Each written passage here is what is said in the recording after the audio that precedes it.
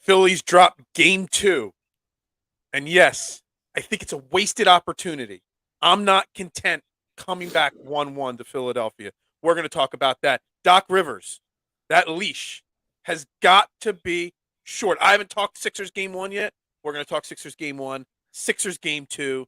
We're going to talk Phillies. We're going to talk it all. Trending in the AM starts 30 seconds.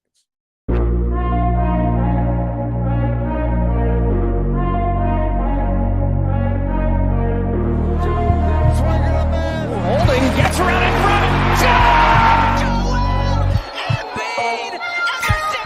And Philadelphia has it.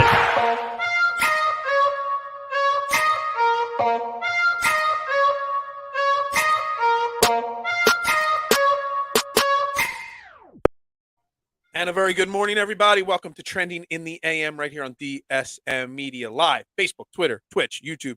You know the drill. Like, share, retweet, follow on all social media platforms. Make sure you do me a favor. Hit that comment, like, and subscribe button on the DSM Media YouTube page. 666 subscribers. That's a really, really weird number. We actually, I think, dropped one subscriber this morning, so the devil stopped watching. So let's get to 2 more subscribers today so we can get over that 666 number. We'd greatly appreciate that. I am your host, Phil Stifle, at Beard of Knowledge on Twitter. We got Dylan Davis sitting in the co-chair tonight. Dylan, JD98 on Twitter.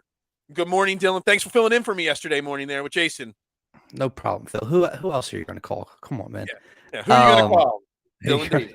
Yeah. How are you, man? I'm annoyed this morning. I'm a little pissed off. So we'll see how this conversation goes.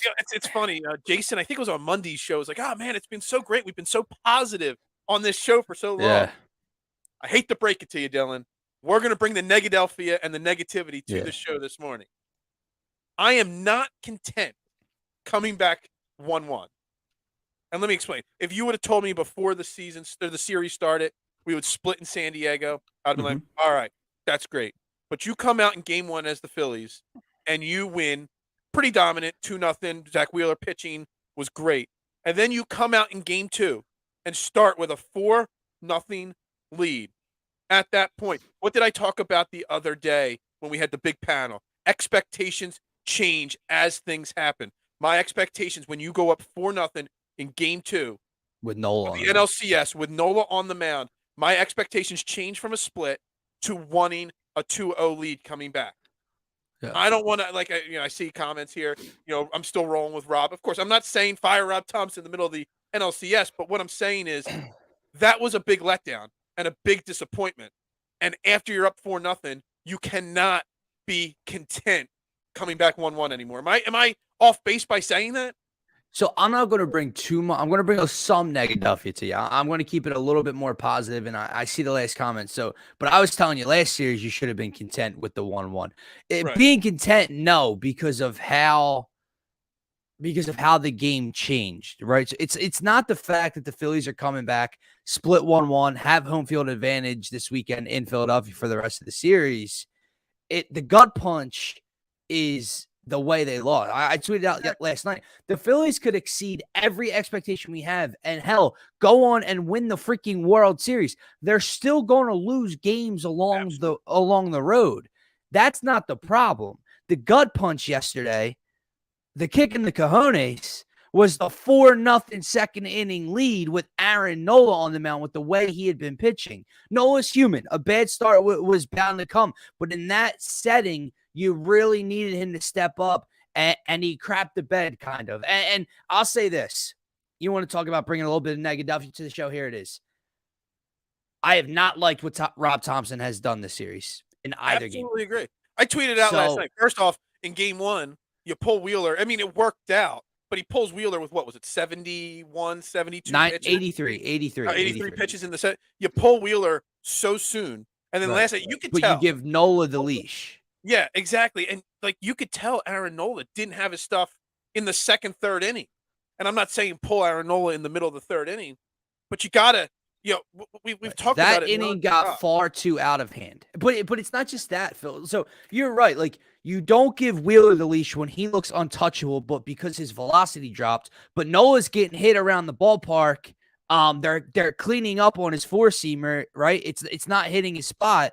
And that he allowed that 5th inning to go on for far too long before pulling leash. But it's not just that. It's what he does after that. You bring in Brad Hand Right. for one specific batter. If he can't get Cronenworth out, then you have righty and switch coming up right down the pipe at him, and he plunks Cronenworth in the back. So now that plan went to crap, right? Then you bring it. Thank God Bilotti got out of it, but you're only down 3, and it's like, let's throw Bilotti out there. This is the thing here. Quicker hooks are needed in certain situations, and we've talked about it like since day one of the playoffs starting, especially in the St. Louis series because it was a best-of-3 series. Everything is magnified in a best-of-whatever series in the playoffs. Baseball, Major League Baseball playoffs, everything is just amped up a minute. And you can get over in the regular season a bad Aaron Nola start because there's still 161 other games that you're playing. No, well, but when you're in a best-of-7 series, a best-of-5 series, whatever round you're in, you have to have that quick hook.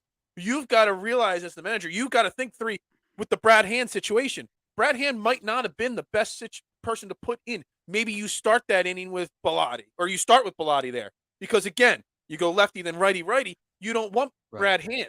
And everybody I get there were 2 Brad outs. Hand. Hold on. Everybody that was bashing Brad Hand on Twitter last night, he sucks, he's the worst. Why is he? Dude, every single relief pitcher, no matter who he is, he gives up 1 run. Everybody on social media just starts crushing the guy. Robertson gave up a home run last night. Does Robertson suck? Yeah, exactly. I mean, seriously, the overreaction on Twitter just drives me nuts. Right, because he was thrown into that situation that he shouldn't have been thrown into. But it's not just the pitching, Phil. Like so game 1, he pulls Schwarber for Vierling in left field defensively. I agree. I like it. But he leaves Boehm in at third instead of Sosa, the short-handed glove at third. Boehm makes a throwing error, which obviously didn't ultimately cost him, but could have. Last night, obviously, against the lefty, he starts Vierling and Sosa, not Stott and Marsh. I agree. Later in the game, the right-hander's in. He doesn't pull Vierling against the right-hander to go to Marsh, but the very next batter, he pulls Sosa to go to Stott for the matchup. Like, it's just listen, I'm not crushing Rob Thomson. They got the split. I have all the faith in the world in this dude to come back and get this team ready to go at Cincinnati Park. But I'm allowed to criticize what he's done through 2 games. He's not untouchable. We're picking apart the details of what he did. We're not saying he's the worst. I mean, look, we've said it 100 times. I mean, every move he makes seems to work out for the most part. Yes, it didn't yesterday. But in an amplified moment, when you are up 1-0 in a series with an opportunity to go up 2-0. I mean, how the hell does Blake Snell throw 40-plus pitches in the second inning and then cruise for 3 more? He gets through 5 innings? What the hell? Yeah, that's embarrassing. If we want to talk about Aaron Nola or Brad Hand or any of the pitchers, let's talk about the offense letting Blake Snell and the Padres off. You can't do that. No. And if there's one thing that's been incredibly noticeable through the first 2 games with this Phillies lineup, they're always aggressive. And I know John Smoltz talks about that and the freaking shadows 900 times a broadcast. But he's right. They are extremely aggressive, but the plate approach in games 1 and 2 don't make sense. Obviously, we could talk about the Darvish game where, okay, whatever, you might be looking curve, you might be looking off speed. I get that. But he struck out about 3 straight batters with 94 right down the pipe, just not moving the barrel off their shoulders. Yeah. You get to last night with Blake Snell and these relievers, and I got Gene Segura taking a first pitch breaking ball that hangs right over the dead center of the plate, belt high, and then goes and chases 2 balls to strike out outside the zone and extends the zone. I say this to you all the time. I'll never understand. Listen, I couldn't touch a single pitch at that level. Okay. I'm not saying that it's easy to do. Okay. But I don't understand what you're seeing where 94 down the pipe isn't good enough to take the bat off your shoulders, but then you'll extend the zone out by your ankles to the very next pitch. The approach is horrible. On the Gene Segura front, I'm more concerned of him swinging at those high pitches. I mean, that guy, I mean, he swings and misses and swings underneath those high outside 97-mile-an-hour fastballs. And again, this is another guy. Yeah. Gene has been great. He's hitting like 333, but he had a bad 2 games. He doesn't have a hit yet. Again, it's amplified bigger in a postseason situation like that. And that's, I mean, you look at it, this is a very relaxed team, the Phillies, and we talked about expectations changing, and now they can't be content getting to the NLCS anymore. But outside of Kyle Schwarber and Bryce Harper, do you see any emotion on any of the players? Like they're all just, yeah, all right. I just think yesterday, okay, I did game one, and I did early on in this. I just think it was such a mental gut punch, like that we as fans felt sitting at home, that they took kind of the same. And you can't allow that to affect you to that extent where maybe it does take the emotion out of you. But I think I won't quite. I think they'll be fine coming home tomorrow. My only last thing is, like, you still had chances, man. Even after Blake Snell got out of the game. Like, hold on a second. Can we backtrack? I didn't even realize this. I was just looking at the box score. Blake Snell not only got through 5, he got through 5 with under 90 pitches. It's absurd. He threw over 40 in the second inning. It's absurd, man. That's and I don't know if he allowed another hit. I don't know if he allowed another hit. I don't know. He had 5 hits on the whole game he gave up. So I don't know if he gave up another hit at that point. He only walked one batter. How you get a guy throwing 40 pitches in an inning and he still only has 1 walk on his because they're super aggressive, man. But the other, like, you had the Bryce leadoff double. You don't get him in. You have the Hoskins leadoff homer. JT rips a single. I mean, tip your cap to Manny Machado, makes a great play, but they double up Bryce. Like, that's like, you had opportunities to get back in the game. But maybe that's momentum to bring back home that you didn't stop fighting. Yes, they made a great play in the field, double play, gotcha, but you still made some noise on the base paths. You still tried to battle back. Hoskins hit a home run. It's positive stuff. It's just, you're right, Phil. It's so I tweeted it out last night after the game, and I said the momentum has swayed away from us right now. Oh, and yes, you would think big picture before the series, you come home 1-1, you would think that's a positive. But do you think there's any doubt creeping into that locker room that, look, the Padres have the momentum now? We just blew a huge opportunity to, I don't know what the exact number is, but I'm sure it's in the 90 percentile. You take the 2 games on the road in a playoff series, you probably win 90+% of the time. Yeah, probably. Is there any doubt creeping in? And on the flip side, the Padres got to be like, we dodged a bullet. We're riding high right now. That the Padres, energy level has got to be, and their momentum, they got to know, we've got this momentum right now. I'm looking at it as a momentum swing in the wrong direction, even though we're coming back 1-1. It is a huge momentum swing, but you go back to game 2 of the Braves series. Now, obviously, there was no lead blown, but the Phillies got about 2 hits shut out in that game in Atlanta, losing 3-0. That's a gut punch in itself. That's a momentum shift, thinking, wow, this, like, maybe we got away with one in game 1 versus Atlanta. They come home and shut the door in Atlanta. If you're San Diego, of course you're feeling great about that comeback win and all the runs you put up on the board and all the hits you guys got, right? But at the end of the day, you still have lost home field advantage. And now you have to come play in front of 47,000 screaming Philadelphians for 3 straight games. And you better hope that you can take it back across the country to San Diego. Yeah, I mean, I don't want it to go back to San Diego. I mean, the odds are it will, but I don't want it. Yesterday was the perfect opportunity. Yeah, exactly. But I said they were going to win both out there and only 1 at home because I didn't want to have to go back. Well, now you got to go back 2 at home. Face you Darvish again. The way you kind of got to look at it is, if you're the Phillies and us as fans, is you got to put yesterday behind you, which is extremely hard to do, but you have to do it. And now you look at it as it's a 5-game series like we just had with Atlanta, and we have 3 at home. The first 3 are at home. So let's go out and set the tone. And listen, man, I don't want to go back to San Diego, but the expectation is that the Phillies should at least, knock on wood, win 2 of 3. Yes. If they're up 3-2 heading back to San Diego, I know they were hyping up that crowd with the Padres fans yesterday. Yeah. First of all, I had no beef with Padres fans before this series. You got the rat video. You got dudes wearing taco and hot dog costumes in outfield. Did you rat video on the show yesterday? We did. Or no, on the pregame show we did. I know I saw. You got a dude sitting behind the behind the Padres dugout with a Rey Mysterio looking Halloween mask on. What are we doing? It's 92 degrees outside. What are you wearing a freaking whole entire face mask for? That's Rey Mysterio's hometown. What are we doing, dude? 619. Right, it's probably it's him sitting there, right? Like I had this weird beef with Padre fans because they're so obnoxiously We weird. talk about everything amplified in the playoffs. Can I tell you how amplified my hatred for Juan Soto is now? That guy bitches and moans about every single. I want to know what he was complaining about the last at bat. His last strikeout. Dude, everybody booed him when he dropped that. Well, didn't drop, but he lost that fly ball in the sun. And yeah, he instantly didn't. He didn't go, my bad. He pointed up to his son and said, "That's he makes excuses." Dude, I cannot stand Juan Soto. I didn't like Manny Machado, but I respect the fact that Manny Machado is a damn good baseball player. Juan Soto, I just can't stand the guy. How he handled his situation in Washington, and now, seeing him 2 days in a row, like just in big moments and stuff. I can't stand the guy. I want nothing good to come of Juan Soto. But Juan Soto, Manny Machado, Bell, this offense now, you just shut them down in game one. They had nothing. You see the box score? You see how many hits Manny Machado hit.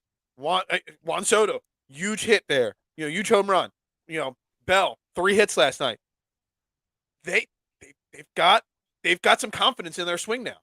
By the way, wasn't that super annoying when Bell rips one? Remember when did you see the play where Bell rips one down the first baseline in the first inning or in the 5th inning, and he don't even know where the ball is? He thinks it's in the sky, but yet it's scoring 2 runs. Like that was so.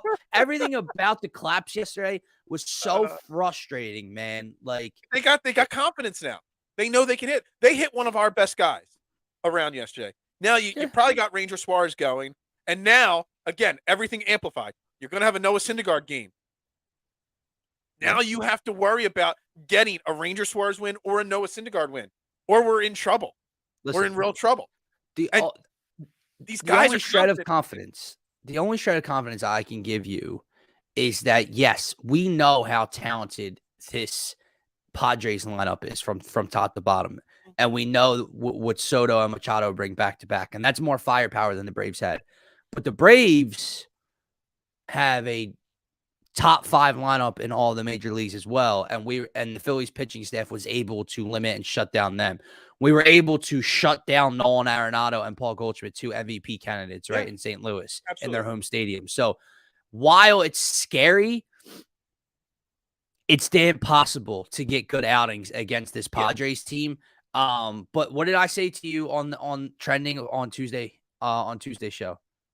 Ranger Suarez's start tomorrow will be the biggest game of the series. It will be the biggest pitching start of the series because of what he did in Atlanta and now how the series is coming home 1-1. Ranger Suarez needs to step the F up tomorrow. If we come out tomorrow and Ranger Suarez does what he does in Atlanta and we go down 2-1, then you're in real trouble. Then you got to start considering, do you bump Wheeler up to game 4 on short rest? You probably would have to, Phil. Because you can't go down 3-1 in a series. Just like I said, 90+% probably on a 2-0 lead. It's probably the same on a 3-1 lead. You probably have to bump Nola and Wheeler up. Right, because then if you can win game 4, now it's 2-2 game 5 before going back to San Diego. I need a win. I got to turn to Nola, right? So it's right today. Tomorrow starts huge. Baseball is all about, and that's why there is no tomorrow. You always say you go all in with every game to win it, to survive, and that you're spot on. Tomorrow's game is going to be the pivotal game of the series. I mean, it is in every best-of-7 series in all sports. That game 3 is always the pivotal game. It really is. But I said it before the series. Right. I'm not trying to be negative. I'm not trying to say I've lost confidence. I'm just saying I've got a down feeling because you had a wasted opportunity there. I'm stalling because I'm trying to bring up Ranger Suarez's numbers against the Padres real quick. As he pitched against it's a punch where the sun don't shine, Phil. It really for me and you. So he pitched once against the San Diego Padres earlier in the year in June, and at the end of June, he went 7 1/3, gave up 7 hits, 2 runs, 2 walks, 3 Ks. We won that game 6-2. We'll most certainly take it, but that is before Juan Soto and Josh Bell were acquired, I believe. Yeah, 100% before then. So. Yeah, I mean, dude, I don't want to be negative. I don't want to feel negative at this point. I don't know. I Listen, just listen. gotta. You're right. You're it's fair to feel that way. I'm just disappointed. Yeah, because it's Because not like I it was right said, there. it's not that they lost. Like they could go on to win the World Series. They're going to lose playoff games throughout the road. We're honestly spoiled up to yesterday, Phil. They're 6-1 in playoff games. Like they were on fire in the postseason. We didn't really know what it's like to have losing baseball here, right? In the postseason. But it's the way they lost that has you feeling the way you feel. Like it's not the same as Atlanta in where you had an opportunity, but it was 0-0 up until the sixth, and then Atlanta breaks it off and you get shut out. Still, that's a gut punch in itself. But this one, when you felt total control, and when we're sitting at home like, man, they're going to come home up 2-0. This Friday is going to be nuts. Hold the phone. Don't jump too quick. And what did I say on Tuesday's show? I'm like, dude, I told her that. I'm like, I'm fear like everybody's just assuming a victory over the San Diego Padres team in this series. I'm like, this is a good team. Yeah, it's a really good team. They had some struggles throughout the season, just like the Phillies did, hence why they only won 89 games. But let's not forget, they've won 89 games missing their best player, Fernando Tatis. He's not even playing anymore. So, we're getting spammed in the comments section about, Philadelphia Union playoff hockey or playoff soccer. Playoff hockey. Playoff soccer, sorry. Yeah, dude, I'm tired, man. I can't handle playoff baseball. I need the season to end because I can't stay up this late every single night. It fires me. 7:30 game on Friday. Yeah, 7:30 game on Friday again. 7 or 8 o'clock game on Saturday. 12 o'clock. I'll be up till 12 o'clock at night trying to calm down, no matter what happens in the game. Yeah. All right, let's pause in the action real quick here. We got to pay a quick bill here. Today's show is brought to you by Gents Barber Lounge. Check out one of 2 great locations in Fishtown and Old City and book your appointment today. Gents own the craft and it shows. Rated the #1 barbershop on Yelp in the Philadelphia area.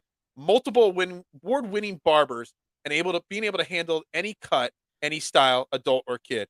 Here, take a quick look at some of the great work that they do there at Gents Barber Lounge.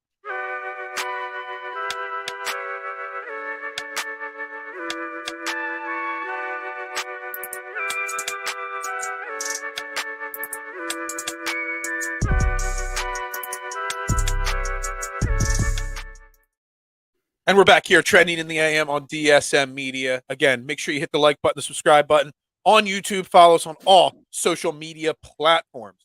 I am Phil Stifle, and again, we've got Dylan Davis sitting here next to me. All right, so Rob Thomson has done no wrong except for some moments here and there. But on the flip side of the equation, on the other side of the sports complex, we got the Sixers home opener tonight against the Milwaukee Bucks. In my opinion, one of the best teams in the league, obviously. A little banged up. Little banged up Milwaukee Bucks, though. So before we talk about tonight's game specifically for the Sixers, I didn't get yesterday. I wasn't here yesterday. I didn't get to talk about that Sixers game 1, that loss we took to the Boston Celtics.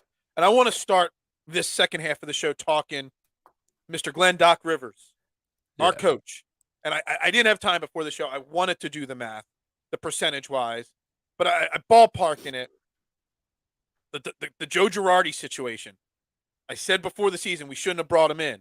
We should have fired him after last season. We didn't. We waited. We fell behind. We fell behind the 8 ball really quick. He got fired right around June 1st. That was about 30% of the season in. That would be about 25 games in the NBA season. I saw in game 1 of the season against the Boston Celtics the exact same team as I saw last year. I know James Harden had an amazing game, but I saw the exact same team as I saw last year. Bad rotation, bad defense. Joel Embiid, 6 3-point shots. Everything that we saw that went wrong last year. The bench, even this improved bench, but they score 11 points. Yeah. I was extremely disappointed with what I saw in game 1, and I'm gonna push this. But I don't care if we start out 5-1, 6-2, whatever. If that is what I see, even in wins, I'm gonna tell you this team is not going to go very far if this is the exact same team as we had last year, Dylan. So you're definitely right in the comparison of what you saw last year, like the lack of bench scoring, getting outscored by the the opponent's bench, the turnovers turning into transition points, the lack of defense and then rotations, right? But I just think like it was never going to be pretty on opening night. And I know I thought they were going to win the game. But you have to give time and you have to be a little bit patient with all the new guys to learn the scheme, to learn the defense. You do. Why do you have to be patient with all these new players? Because they just had a whole entire training camp. This is not like all these players were brought in.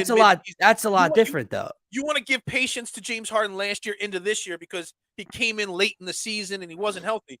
Dude, the team's healthy. Everybody's there. They've had a whole entire. But that's not regular season. All they did was talk about being this great defensive team, and they gave up 126 points to the Boston Celtics.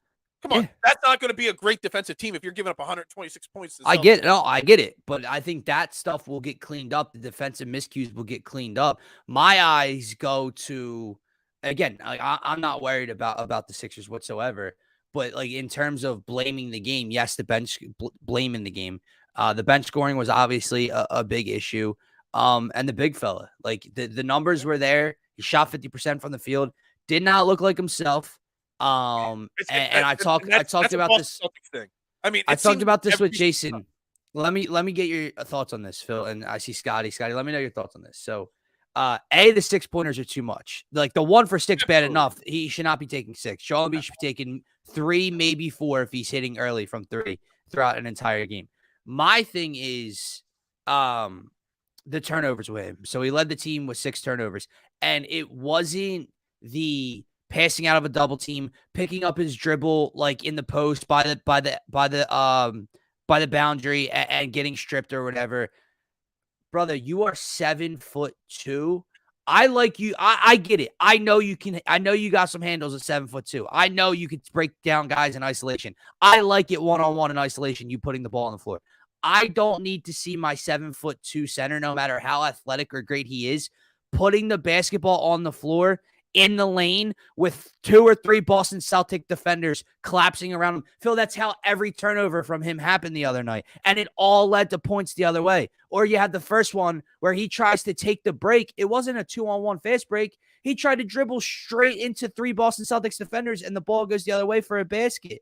Listen, I'm not overreacting, Scott. I know they're going to be. I don't want to say I'm overreacting either. But what you're saying is so spot on. And it seems like whenever it doesn't matter who the coach of the Celtics are, the last 5 years, it's like whenever we play the Celtics, they have an answer for Joel Embiid. They know how to stop him. I don't know how the rest of the league. I like it. Impatient. Impatient is definitely the word that I would use to describe him. Absolutely. On the offensive end, at least. You had the first shot. You could almost tell, especially by how the game played out. His first attempt was over a double team that hit like the side of the backboard. Like it was a rushed fadeaway that the shot didn't need to go up. The shot clock wasn't expiring. Like it was a very impatient game by the big fella. The numbers will tell you otherwise. I said, 9 of 18. The numbers say we only lost by 9, but it felt like we lost by 25. Which is crazy. And here's the thing, Phil. The first half was a back and forth of runs. It was 63-63 at half. Yeah. They got their asses handed to them in the second half. Boston a team scored that a ton. Has said all offseason they want to pride themselves on being the best defensive team in the league. You don't give up 126 points. I get it. But again, I think that'll get figured out. The rotations. I mean, hold on. Didn't Doc say he wasn't going to not have 2 of his stars on the floor at all times? Didn't I see for a few minutes James Harden with 4 bench guys? You saw that a lot, actually. Yeah. I'm not going to lie to you. I did see that a lot, too. Yeah. So, again, we bitched about that last year. He said he wasn't going to do it this year. Did it this year. The turnovers. We're going to clean that up. Game 1. Joel Embiid, 6 turnovers. Look, Tyrese Maxey, I said it before. Tyrese Maxey has to be the number 2 best scoring player on the team. Again, took way too long. Just like last year, first halves of games, Tyrese Maxey wasn't there. And it took till the second half last year for Tyrese Maxey to get into the flow of the game and do what he does and take over. Happened again last night. The numbers say Tyrese Maxey had a great game, but there are parts in the first half where he was non-existent in the game. Yeah. Everything is lining up exactly the same. He goes in spurts, and I don't know if that's Tyrese or if that's Doc or if that's just a flow. Like he had a spurt in the first half where he scored like 6 or 7 straight points, and then and then he didn't touch the ball or put up a shot for like the next quarter and a half. And then he goes on a spurt where he scores 9 in a row. Like it's a little odd to me how he doesn't get integrated as smoothly within the offense outside of those runs. But yeah, man, like the big four, like they put up points. They all shot around 50% or better from the field. Harden hit 4 or 5 threes. He was spectacular. But there were obviously some of the comparisons you can look at last year. The bench, obviously, D'Anthony Melton scored 5 and House scored 1 and Harrell scored none or something. So the Niang scored 3. So the bench didn't look good at all. But again, I think that stuff will kind of clean itself up. But it doesn't get easier tonight. How long do you wait to clean this stuff up?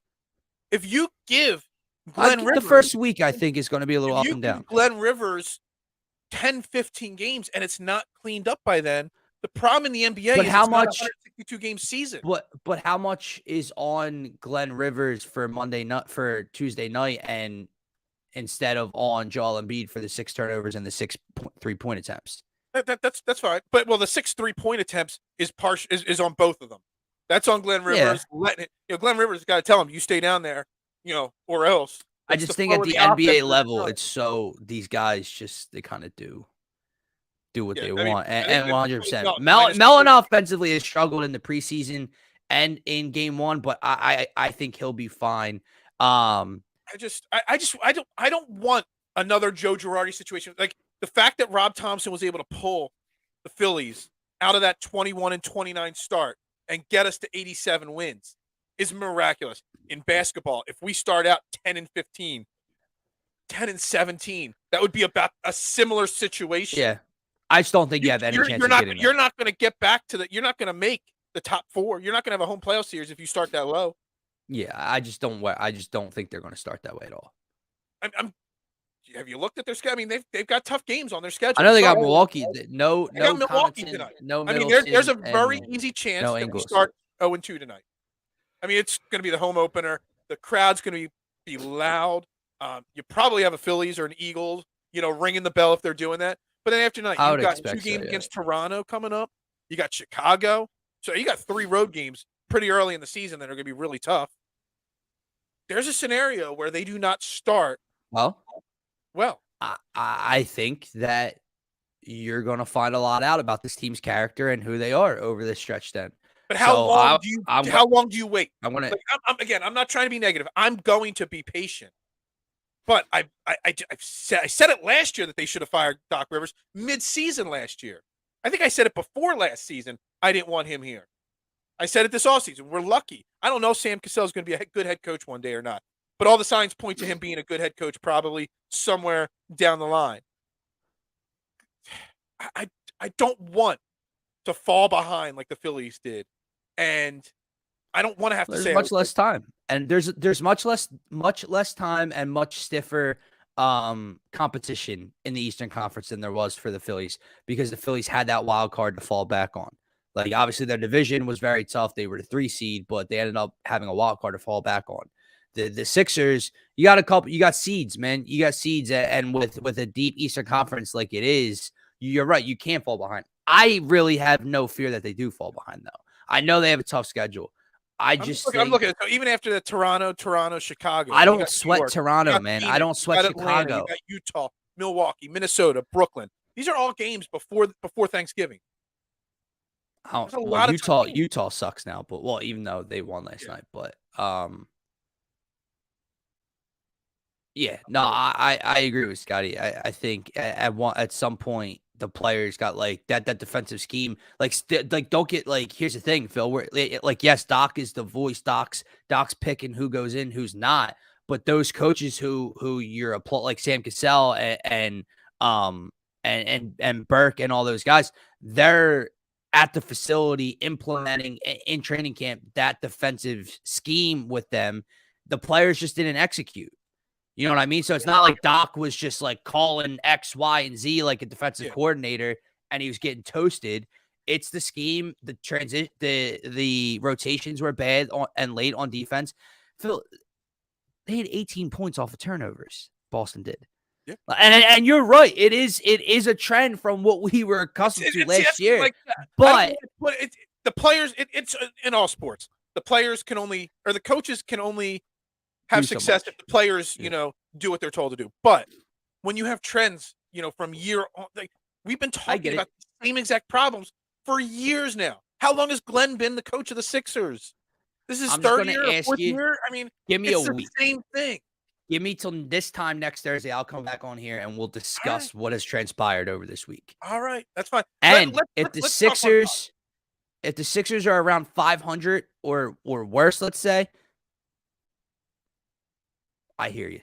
All right. Well, I was going to talk positive, but let's just talk negative because Scotty says this right here. One more negative before we say the positive. I was going to talk positive, but let me do. Let's stay moody. I am going to be positive, but let's do one more negative. If we have some major issues tonight, okay? What if tonight?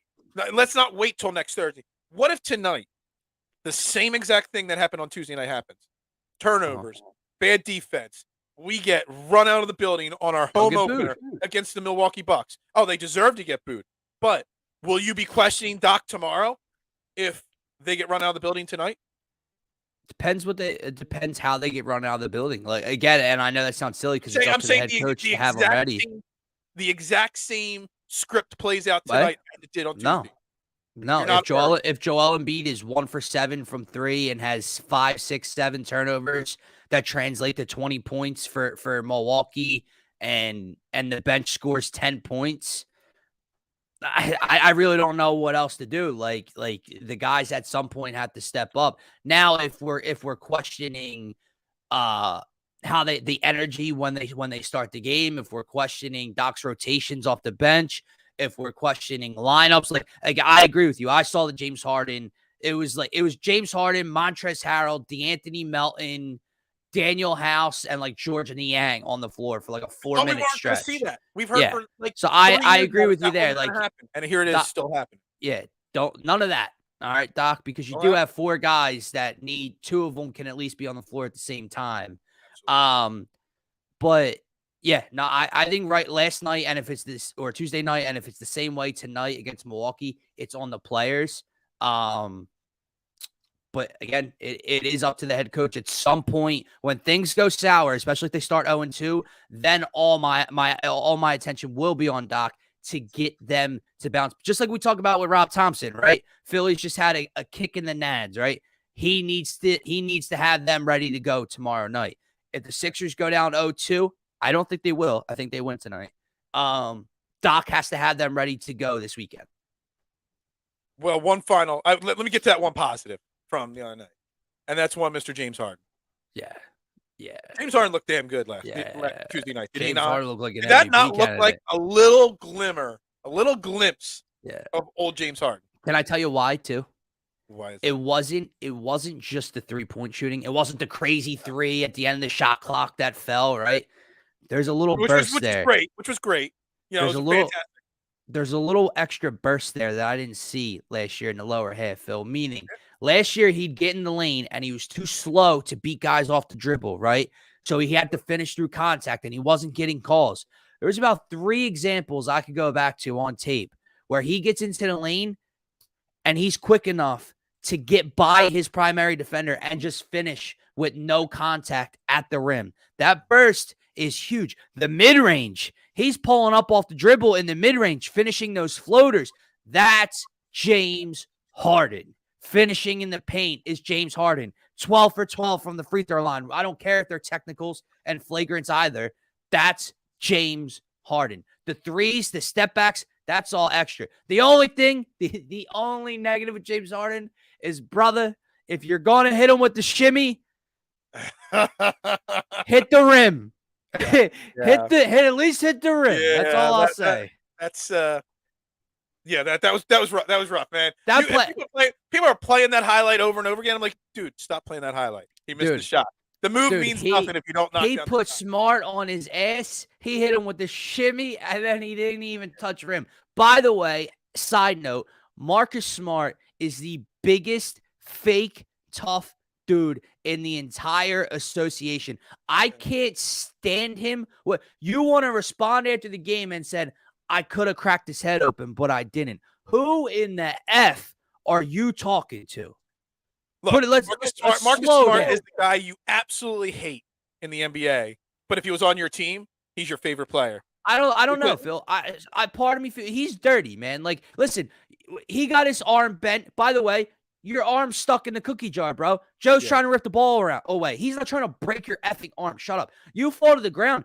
That's not a dirty play, him with your arm. A dirty play is grabbing a dude's leg from the ground as he's trying to walk by. Single leg takedown right there. Yeah. Yeah. Scotty, come on now. Yeah. Come on, Scotty. Don't bring that. You'd walk the other way. You're not fighting Marcus Smart. I don't know, man. Yeah. I don't know. I have such a I get what you're saying. I do. But back to James Harden. James Harden, what we saw in game 1, all the negative I've just said, all the scared feelings that I have about this Sixers team right now after one game, if James Harden can play like he played in game 1, no matter how bad the rest of the team is that good? Or can we make up for deficiencies? Yeah. If James Harden is back to old James Harden. And that's the one glimmer of hope I keep going back to is that, well, James Harden can make up for a lot of the deficiencies if he's scoring 30 points a game. Because here's the thing, Phil. Limiting what they did wrong and those deficiencies from game 1 had nothing to do. They don't take away from James Harden's effect offensively, right? So James Harden can still score 30 to 35 on the offensive side, and it has nothing to do with Joel Embiid limiting turnovers. It has nothing to do with the Sixers defense, right, in the half court. So he can continue to play like this and they can just clean up the other things. That happens. Like if the bench comes alive even just a little bit. By the way, if Tobias Harris is giving me 50% from the field and 18 points a game, sign me. Dude, I told you all. I told everybody all season. Like, people are talking about the big three. Everybody's forgetting about Tobias Harris. Yeah. Tobias Harris is still a 20-point scorer, in an 16 to 18-point role. Yep. So don't forget about, this is something very interesting here. Please just give me efficient Joel Embiid. And I want to address that because I kind of have felt this, and I've said it a few times in the offseason, that I'd be okay with Joel Embiid only averaging 24, 25 points a game. Joel Embiid with this roster doesn't have to force 6 3-point shots. Joel Embiid doesn't have to be the focal point of the offense. If James Harden is what he is on game 1 for this season, you still have Tobias Harris. You still have Tyrese Maxey. You've got the bench the bench will probably be better than they were night 1. But you don't have to force it to Joel Embiid all the time anymore. We joked about let him try to win Defensive Player of the Year. Let him average a little bit less, on the offensive end. That's what wears him down anyway. That's what he loses his energy anyway from that. Yeah. So let him focus on defense. Let your guards, let your other guys handle the offensive load. Well, it is a guard-driven league too. Where Embiid has to be less, the focal point of the offense and just more an efficient player. It's funny. Is my Carlin this exact question last week, with the level up of Tyrese Maxey, with hopefully having a healthy James Harden, with the bench, should we see Joel not be as much of the ball to him every time down the floor? And it's so tough to answer because he simply is just that good and dominant, right? Like he didn't look it necessarily. Like he didn't look that dominant against Boston. I don't know if that's a Boston thing. Whatever the problem is, he's got to get over that, especially if we see them in the playoffs. But it's hard not to give him the ball on most nights. It's hard not to force feed him the ball on most nights. But if you can pick and choose your spots with him, where Joel is only taking what's a reasonable number? He took 18 shots, 6 of them from 3. If you take away 3 of those 3-point shots, he still has 15 shots. And that's 3 more shots for Harden. I still need more shots because you got to think there's some nights like where Joel Embiid takes like 30+ shots. Exactly. So well, I would think 30+ shots. No, but I think on average, like around 18 to 20 is probably the number. With less 3-point attempts, more of those attempts being in the mid-range or in the paint or in the painted area.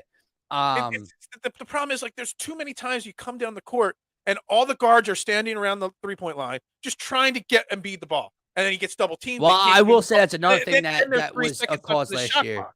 Yeah, What's that? I will say that was another thing that was a problem last year. The offense in the second half became way too stagnant. So like you're hitting it right on the head right now. You dump down to Joel on the block, and the 4 guards are just a rainbow painted around the arc, around the 3-point line. No one's moving, and all eyes are just on Joel. But as Scotty said, it's just patience, man. That's what I think it is. I want to be patient. I do. It's just really hard to be patient when I've been calling for Doc Rivers' head for 2 years. You know why it's hard to be patient? Why? Because the Eagles are 6-0 and the Phillies are in the NLCS. Exactly. Yeah, so we have these I'm expectations of winning in Philly. I almost bet the trifecta the other night, the Phillies, Sixers, and Flyers to win. And then my phone crashed, so I never got the bet, or the app crashed, so I never reloaded it. The Flyers ended up winning. Yeah, if it would have been the Sixers that cost me that bet, I would have been really pissed off. And Scotty, that's exactly what I was talking about. With dribbling into crowds. That's where all 6 of his turnovers came from. I can handle he picks up his dribble one time accidentally in a double team and gets stripped or whatever. You're 7'2", bro. It's not James Harden or Tyrese Maxey turning the ball over on the dribble in a crowded area. You are 7'2". You're allowed to put the ball on the floor in isolation and break down a guy off the dribble. I do not need to see you trying to cross over and then going into the painted area with 3 defenders crashing on you. Ball at your knees when you're 7'2", and now it's going the other way. That's where all 6 turnovers came from, man. And I'm pretty sure that 5 of them, if not all 6, resulted in Celtic points. That's a huge difference. On another positive note, I'm not sure if you saw, but Ben Simmons fouled out last night, I believe. Ben Simmons was horrifying last night. 23 minutes. I didn't watch any of the game last night. I literally watched 0 minutes of it, but he was a minus 26 last night. Fouled out in 23 minutes. I'm not sure if he's 5 points. You think net fans are still saying that Ben doesn't need to shoot in the offense? You still think so? It feels good to see that box score. It really does. To see the Brooklyn Nets get smoked by the Pelicans and Ben Simmons just absolutely stink. It wasn't what I was expecting, man. Around the last night, I was not expecting the Nets to get beat down. Kyrie Irving was also horrifying. Yeah, it was horrifying. Yeah, Kevin Durant, at least he hit the plus 100. Yeah. He hit it easy, bro. Yeah, exactly. Scotty's blue blood's going right at Ben, right into his chest, right into his effing chest. Right. So, do we know? Are they doing the bell ringing this year? I would assume so. Yeah. All right. So, packed house tonight. Sixers home opener. Milwaukee Bucks. Again, like you said, no Middleton, no Connaughton. A little banged up there in Milwaukee, but they still got Giannis, Antetokounmpo, the Greek freak. One of the top 3 players in the NBA, maybe the best player in the NBA. They got Drew, one of my personal favorite players in the league. Always loved Drew Holiday. Crowd's packed. They're 4-point favorites. How are we feeling about tonight? You said it at the beginning. You're pretty positive that you feel confident that they're going to be able to get the win tonight.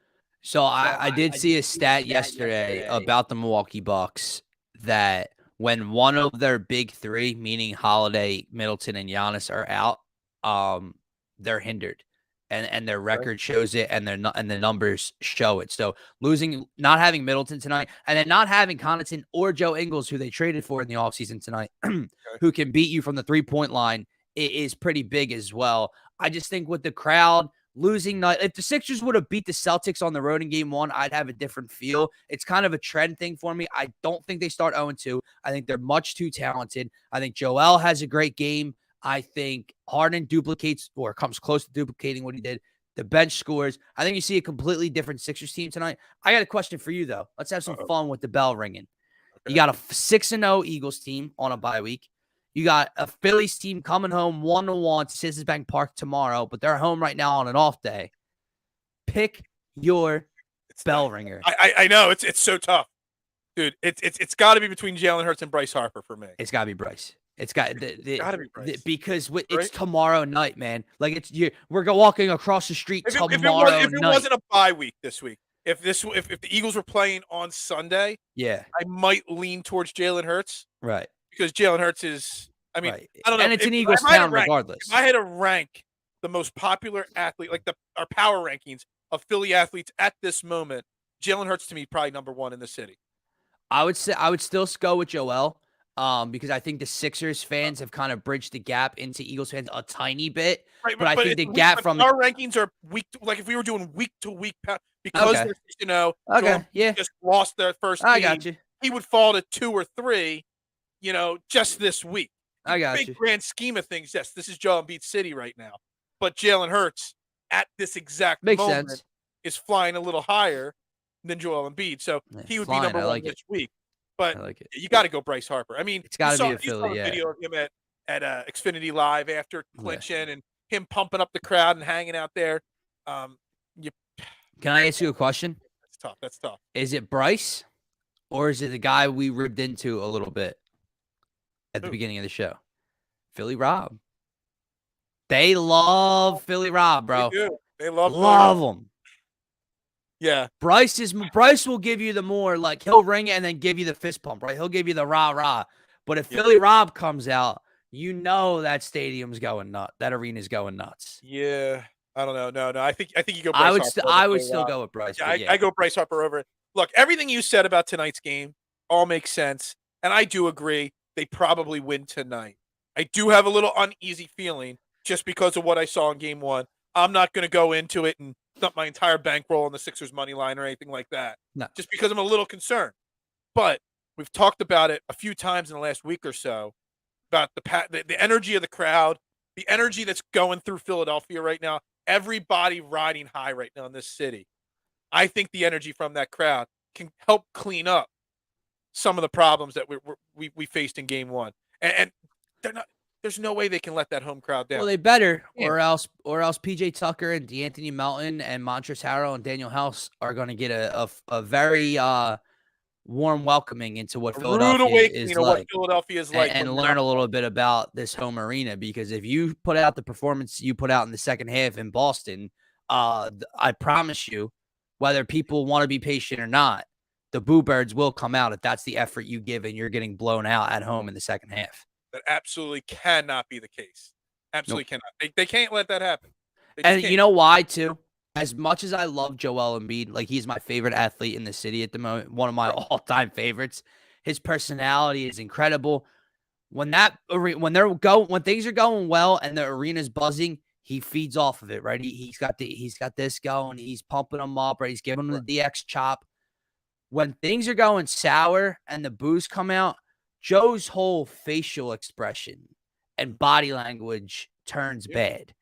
I don't think he doesn't respond to not that he doesn't respond to negativity well, but I mean, like, in the moment, he kind of shuts down and he doesn't like it. His body language was really bad in game 1. Yeah, he talked about how I'm not gonna lie, that's been something we've talked about since he started his career here, and it's all off season. He wanted to be more effective for 4 quarters and not wait till the fourth quarter to show up. Well, he wasn't there in quarter 1. He did not show up in quarter 2. He didn't come out of the half. That's another thing. And I know it didn't go the full thing. And I meant to bring it up when we were bashing Doc Rivers earlier, but sorry. The having 4. You said Doc. 4 bench guys and James Harden, that annoyed the hell out of me. But Glenn loves to roll with Joel Embiid for an insane amount of minutes in the third quarter. And you see at the end, and he pulled him with, I think it was like a minute and a half, minute and 3/4 left. Right, so then he misses the first 4 minutes of the fourth quarter. He plays. Last year he was playing almost the full 12 minutes of the third quarter. And I think the other night it was like 10 minutes and 30 seconds or something like that. Dude, you can't let your 7'2", 285-pound guy play 11 straight minutes on the court. No, that's something a guard does. By the way, Scotty, this is a PG show. This is a PG show, Scotty. Yeah. Well, it's trending in the AM, and it's a trending topic, I guess. All right. So they win tonight. You got the W, right? Yes, I do. Okay. I won't see you tomorrow. Do you got the Phillies winning game 3 tomorrow night? Come on, bro. In that place, in that sold out, red rally towel, red everything, going nuts tomorrow. Yes, and I'll tell you why. I know you're going to the game tomorrow. Yeah. And I know you've been to a few. Could you do me a huge favor? What's up? Can you steal me a rally towel? I need a rally towel.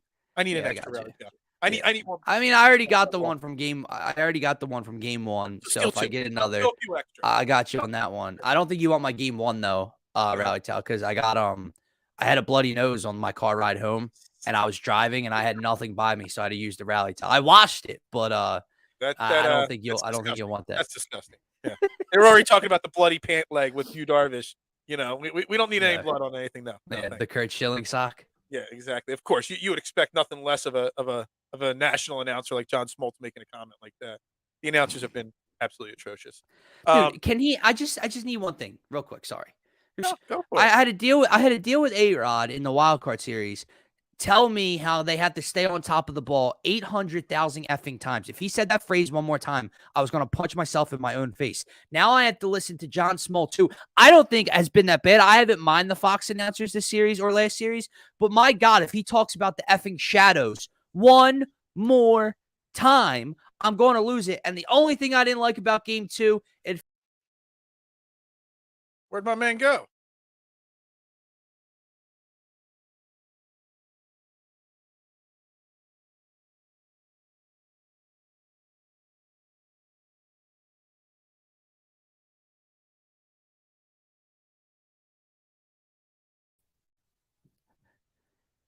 What happened there?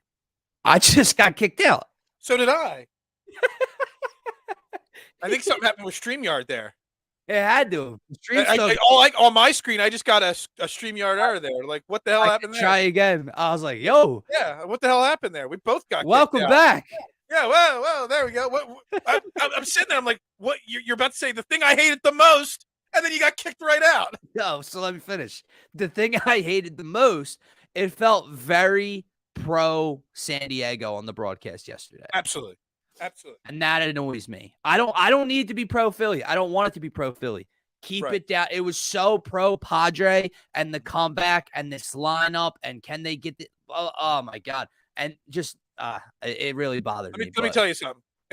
We'll end it with a really funny thing. So I'm watching I turned on the Fox pregame show before the game yesterday at the shop. And my delivery driver, not a big baseball fan or anything like that, doesn't follow the game or anything. And they pan to the panel. And the first thing he sees, he's like, yo, is that the new Genix commercial guy? The Big Hurt, Frank Thomas. He does it's testosterone commercials all the time. That's the first thing he noticed, and that's the only thing he noticed from the national panel there. He's like, yo, is that the new Genix guy? That's it. Yeah, they spoke Soto into existence for sure. Yeah, man. All right, we're going to wrap that up right there. Trending the AM here on DSM Media. No more errors. Yeah, no more. Yeah. Make sure you like, subscribe, comment. Even if you're watching this on replay, follow us everywhere. Let's get us over that 666 subscriber count. We don't want to see that number on the screen anymore. That's probably why everything just shut down there for a second. Yeah, because of that 666 number. Something bad's happening around here. But we'll be back tomorrow. We'll be prepping for Game 3. We'll be talking Sixers Bucks. Maybe we'll talk a little bit of football. We got a weekend with no Eagles football, so we'll talk maybe some of the games that are going on Football Friday. But everybody have a great Thursday. We'll see you tomorrow. And I guess it's not ring the bell anymore. It's for the Sixers. It's what is it? Brotherly love. Hashtag brotherly love. Hashtag brotherly love, which I do actually love that. So, everybody have a great day. We'll see you tomorrow.